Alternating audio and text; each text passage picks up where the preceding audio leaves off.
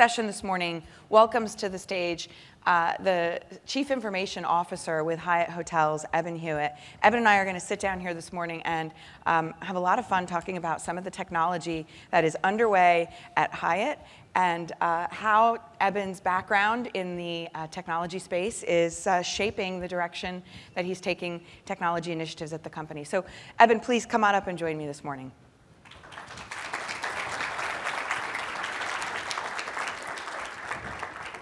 Such a pleasure. I'm really looking forward to this talk this morning. Yes, am I. Thank you.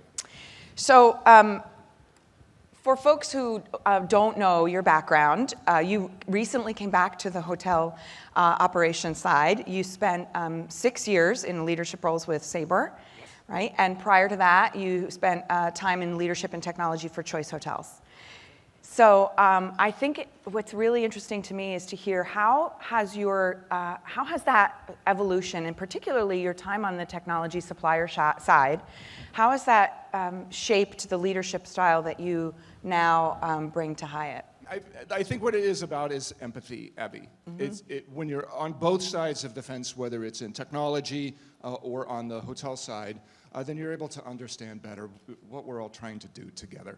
That it's not adversarial, that it really is about understanding what our guests need, what our operators need, what our customers or franchisees, if you have those, need. And I think that ability to listen and to learn is the first step in really being able to care for people.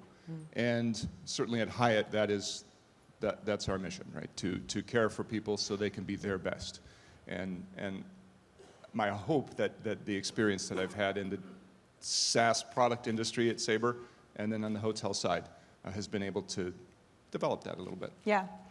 So is it fair to say that empathy also extends now, having spent many years on the supplier side, for understanding that dynamic between the technology supplier and the buyer universe, right? Does that sort of shape the way that you think about working with your partners now that you've been on the other side? Can I say the dark side, right? I think that's what we all think about when we change back and forth. Yeah, it's funny. Yeah, for sure. First of all, I think we all sort of move around this industry, right? So that's one thing. I think you're going to see people again, and so be nice to them. Yeah. That's one thing. I think a second thing is that people move into different roles, and so as we end up developing products on the SaaS side of things, then to be able to understand what different hoteliers need, what they're looking at, what their executives are thinking.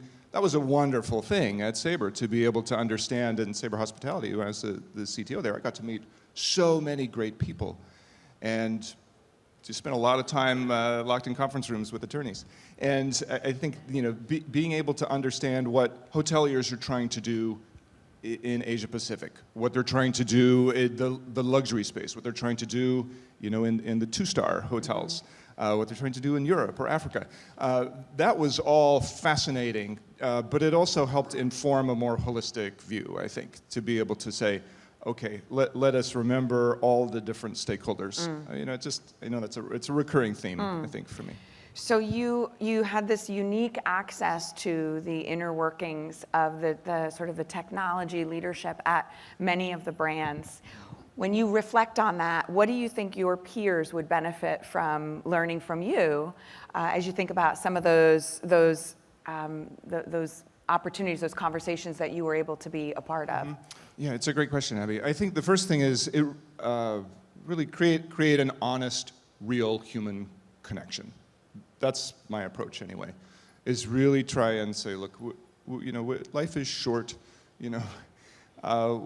we're trying to get the same things done together, and let's start with a human connection that says we can keep our guests in first and foremost in our mind, our customers first and foremost in our mind, and start there.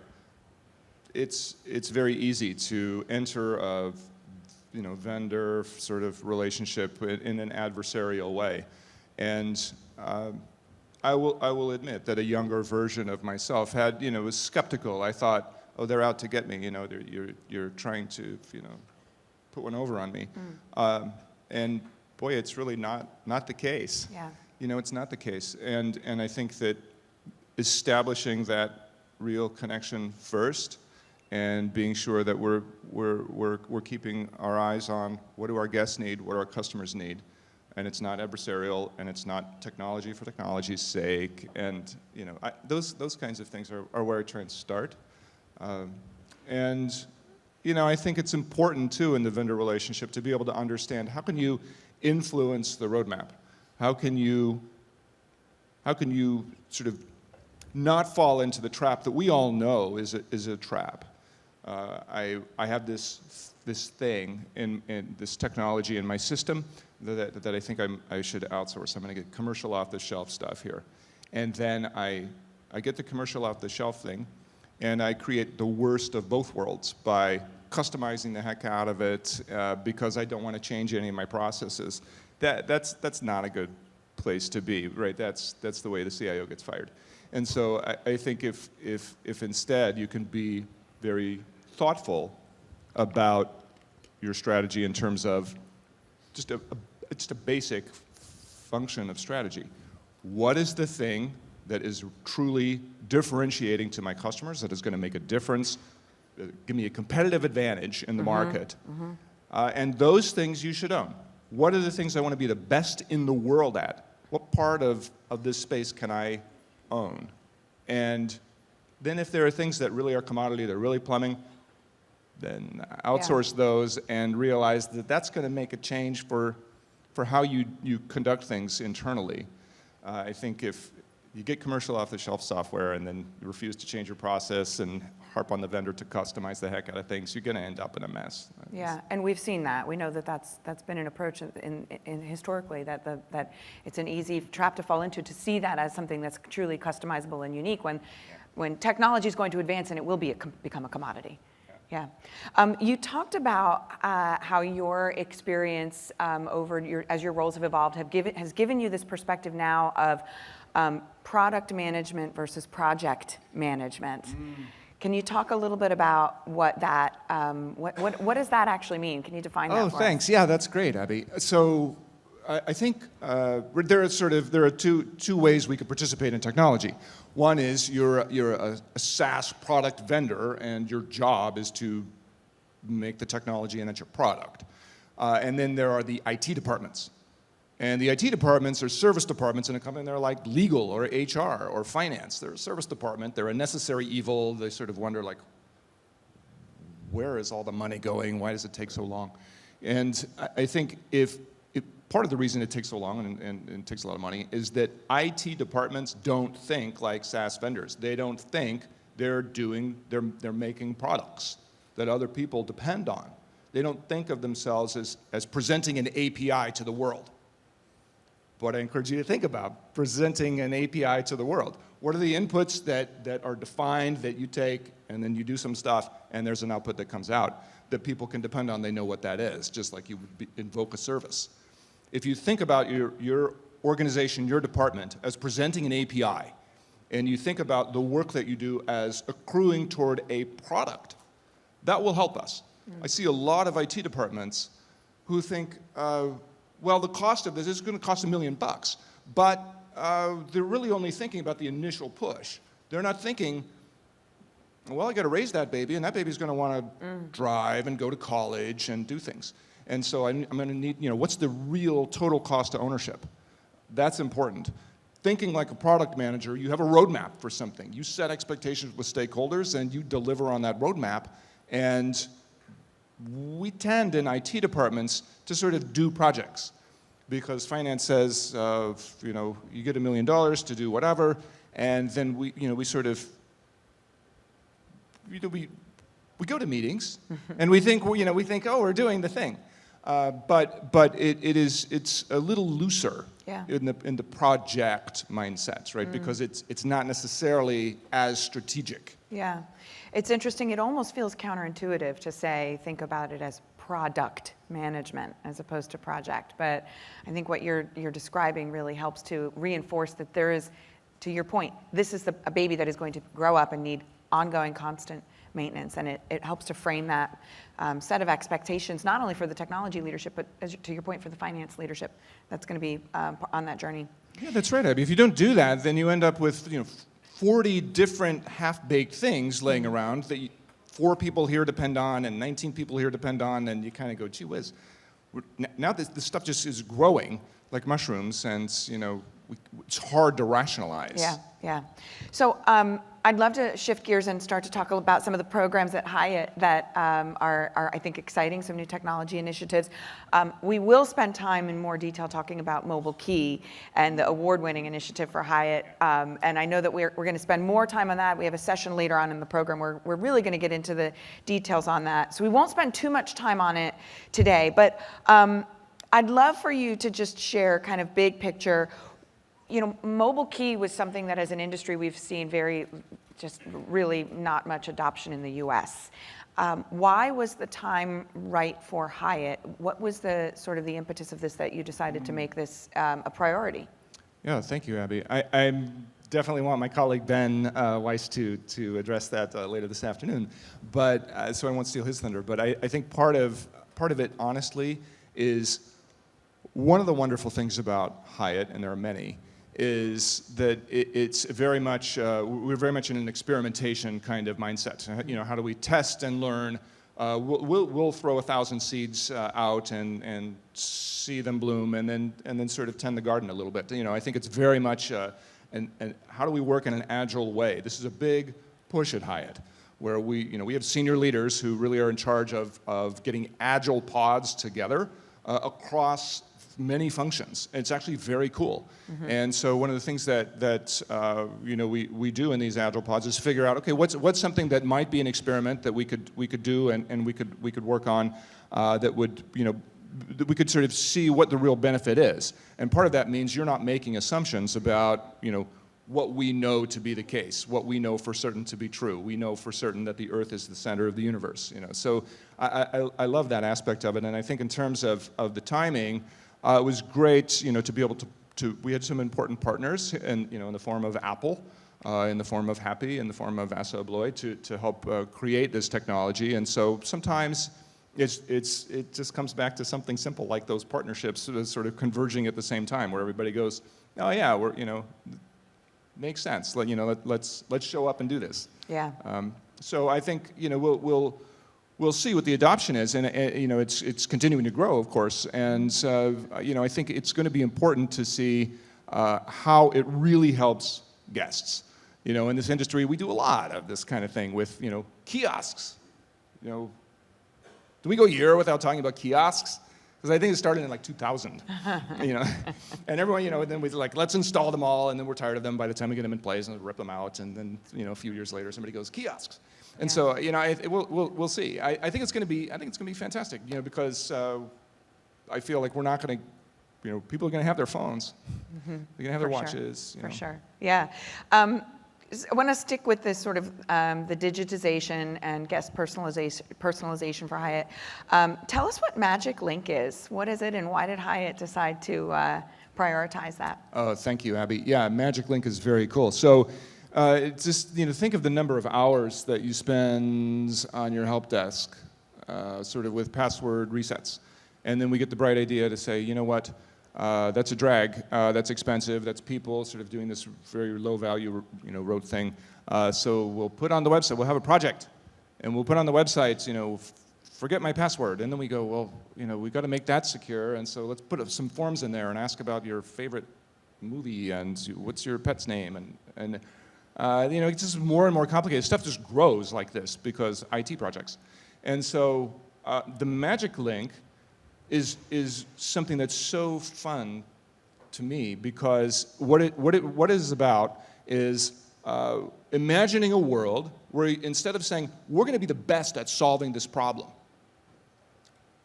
what if you step back and say, what does the world look like if I just didn't have that problem? And all that stuff goes away, because I don't have a password, so I can't forget it. So there's no help desk to think about that. How do you stay secure and not have a password? Well, this Magic Link really is when you go into Hyatt, through the various channels, then you want to log in, then you just click on a link. You don't type a password, and it sends you a one-time key, and so you just type in some numbers there. So it's super secure, and it's actually more secure than the password. It's actually less kind of low-value brain damage, and it's something that is a very cool initiative to me, because I love that idea of thinking, what would the world look like if we just didn't have that problem instead of solving that problem? It's a real advance. Yeah. So as you are thinking back about some of the technology initiatives that you've implemented, one of the topics that we consistently know is a struggle is how do all of these new digital touch points create more data? No shortage of data. The challenge is how are we managing the data? Are there reports that your team has access to today? Are there data points that they are able to evaluate today that they didn't before you've implemented some of these new technologies, right? When you think about how are you actually solving that in a practical way, what are you powering the teams with? Mm-hmm. Yeah, it's a great question. We are doing some machine learning work, like a lot of people. But we've got a wonderful lead. Ray Boyle is our data science VP of data and analytics. He's just wonderfully smart, and he and his team are working on 600 features in the model. So we use Amazon SageMaker, and the machine learning that they're doing in order to make nuanced recommendations about a wide variety of things is really, I think, where we're going more than reports. Certainly we need reports, the hotels need report, everybody needs a report. But my dream would be to get out of the report business a little bit and start to think about the genie in a bottle, almost like we were talking about with the magic link.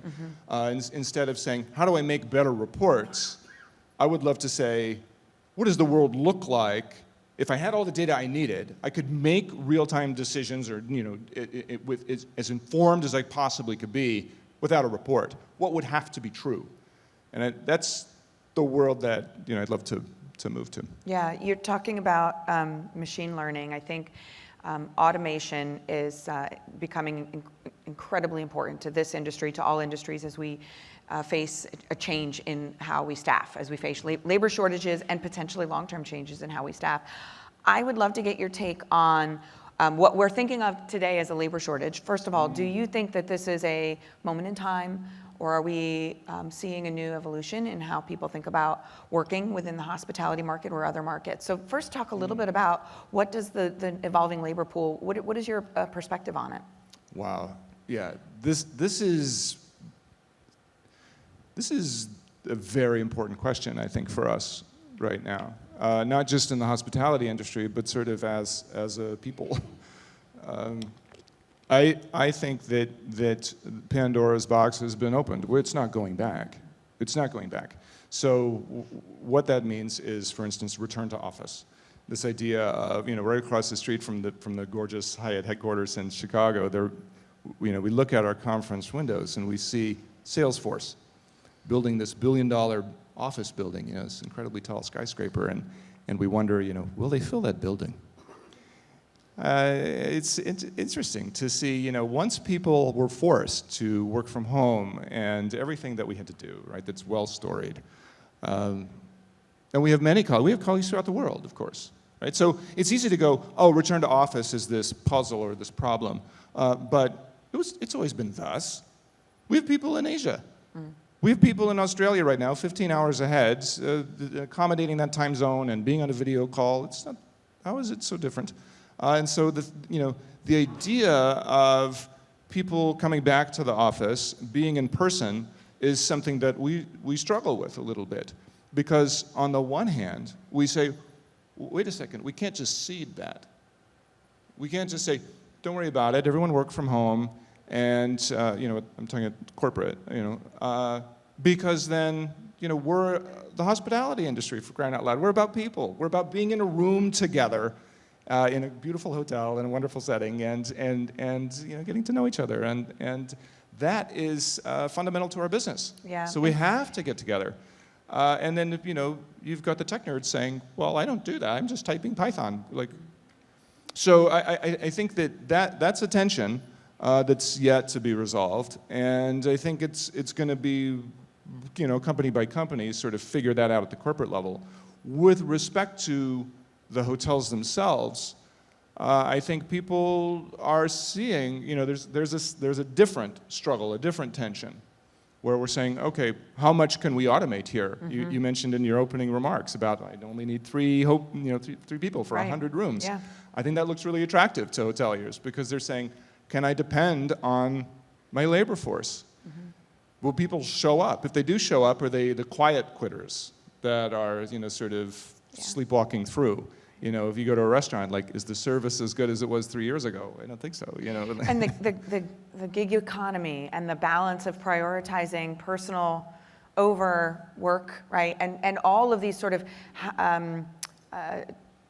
evolution of an individual employee making decisions about I'm prioritizing my yoga schedule over when I'm expected to report to work or whatever those pieces are. Do you think it's safe to say that we may well need to learn to operate with fewer staff, period, permanently? I don't know about fewer, and I don't know. But here's what I am anticipating, and I think this is a fascinating, very important question for us. The pandemic was horrific in so many ways, and we all lost people that we know, and it was a terrible time. One thing that emerged from it was people spent a lot of time in self-reflection, and they really had to sort of consider what matters to me, and why am I here? What do I want to spend my time on? And let me hold my family close. And let me spend my time on the things that I want to do. I think that there has been a promise that we have seen sort of go dramatically unfulfilled. The promise of corporations that say, we are the answer to your life problems. Love us. We will give you food. We will do your dry cleaning. We will take care of you. And then we will lay you off, right? Mark Zuckerberg said, you put your heart and soul into this company. In his remarks, where he then laid off 15,000 people. So people go, okay, I can recognize this. This is not a two-way street. And I'm going to do my yoga class on Tuesday afternoon if I want to. And if you fire me, I don't care. I will just get another job, because we have now created a second thing that sort of is innate of this, which is this mental model, right, of the gig economy. This idea that, well, I see DoorDash, and maybe I'm not an Uber driver or a Lyft driver, but I might have taken one of those, and I have the idea that you could sort of scrappy pickup game of basketball in the parking lot, and I think that people think of their corporate jobs at a big billion-dollar publicly traded company in that same way. We've got young people, right? Text messaging is now 30 years old. It's older than, it's 30 years old. And so when you think about how to make your staff, how they can work more efficiently if you need them to be able to, you just have fewer people. What are some of the ways, you talked about even simply training and use of key systems, right? What are some of the ways that Hyatt, you shared an example of sort of overlaying over what might be a more complicated property management system, and then you can overlay an experience for the Hyatt employee that makes that more prompted, more... super important, right? So you can do one of two things. If any of the stuff I said, makes sense to you, then you can go, okay, well, I've got a fork in the road now. I can go on social media and illustrate my value proposition, and then when people get here, I'll give them free food, and I'll be really nice to them, and they'll never want to quit. And what I'm suggesting is we're entering a new era where it's not going to be like that. We have to expect the gig economy mental model applied to even our kinds of work. You have hotels that have 200% turnover. So the best thing you can do then is you can automate things, so you're less dependent on that, number one. Number two, you can say, I need to really focus on training in a very quick way. Instead of saying, we're gonna train you on Opera for 3 weeks before you are, sort of able to be productive, that's not gonna work in this kind of thing. People take the training for 3 weeks and then they'll quit. So how can you instead make it topical 3-minute videos on a specific thing? Instead of saying, you're gonna sit in training for a week and it's big waterfall up front, maybe you need to say, we're not gonna train you on anything, but you have this genie at your fingertips that will say, okay, now I need to, do whatever with rate plans, so let me learn the 90-second thing on how to do that. Very specific task. That's a way I would sort of suggest we might deal with it. And I think also there's the aspect of being able to have people that can do multiple jobs. This is not always it's not always possible given, say, unions. Right? You might have to have 7 people on staff to do what one person could do. And then that's just the nature of things that we're going to be up against for a while. So, thinking about a longer term new normal way of operating that has come from the last several years, we've spent a lot of time as an industry talking about how can we drive revenue in non-traditional ways, right? When we weren't at the occupancy rates, and those create new opportunities as we look forward. We have a session coming up next on exploring alternate revenue streams. I think a topic I'd love for you to spend a few minutes on is this idea of attribute-based revenue, right? So particularly given your background and the amount of time that you spent with Sabre and really learning about this technology capability, where do you see this as an opportunity for hotels, attribute-based revenue? Yeah, we've been talking about this for a long time. A long time. Like 15 years. Almost as long as Mobile Key. Yes, so why isn't it happening? I think you have to know yourself, right? So. That's what I would suggest to people, and I know that sounds abstract, but I think if you're a luxury hotel, so one of the things that we squarely, decidedly are not doing at Hyatt, we're not going to nickel and dime people, right? Our customers our guests are not folks that really want to sort of learn, I want a pillow, then that's an extra $4, and if I want a sheet, that's an extra $2. Sure. We're not doing that for sure.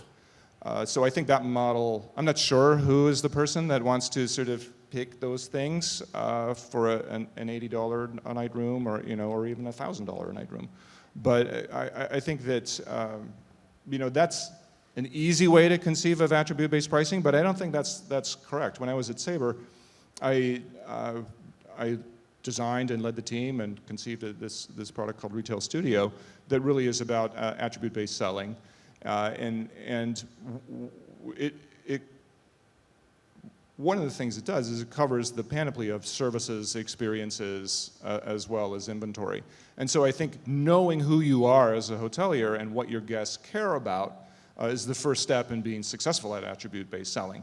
So one of the things, for instance, is I see when I talk to hoteliers that about attribute-based selling, they say, well, that makes sense for Hyatt or for Marriott or Hilton or Accor, that's fine for you all. But we don't have anything to offer. We're an undifferentiated box on the side of Route 66. What are we going to do? And I would push those leaders to say, think about who comes there, what's around you, what's your context.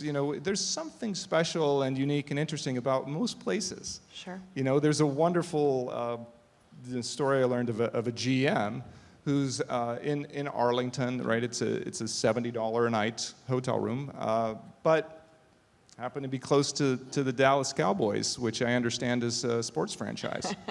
and I guess a lot of people like those folks, and so they show up and tailgate. And this is a sort of spark of ingenuity. And this fellow says, well, I'm gonna sell my parking spaces out in the parking lot every Sunday, and makes as much money as he does in his hotel rooms. Yeah, and imagine layering in a tailgate party for that, right? So that you can provide, people don't have to worry about, are their wings hot and are their beverages cold, right? That could be an attribute that a particular hotel could provide. You talked about thinking about changing the model to gross operating profit. with respect to attribute-based revenue. Can you define that for us? Yeah, for sure. This is very important. So if you get measured on RevPAR, what are you going to do? You're going to ignore all that stuff that's in front of you, right? Those things that are untapped, exciting, possibilities for making more money. And you're just going to focus on your room sales. And I've talked with GMs who say, I don't have time for that. I'm not doing that. Why would I do that? And it's like, well, to make money, And so I think if you focus instead on GOPAR, gross operating, profit, then I'd rather be in that business. That it's like maybe I'm only making 50% of my money on rooms, but how is that really different than the model today, where if you're, say, a Hyatt Regency, maybe 35% of your money, 40, 50% of your money is coming from sales and catering, from events. Right, so, I think there's like 9 conferences going on at Fonblood, today. So I think the idea of focusing just on rooms, I think that's, for me, a thing of the past. Mm-hmm. I think that's stuck in an old model. The idea of we know for certain that the Earth is the center of the universe. We know for certain that the sleep room is the center of the universe. Yeah. It's the guest experience. It's the guest experience is the center of the universe. That is an absolute perfect segue for us to wrap up and move to our next session. I want to first start by saying thank you to Eben for sharing this time on stage with us this morning. Thank you, Abby. Thank you for having me. It's wonderful. Such a pleasure.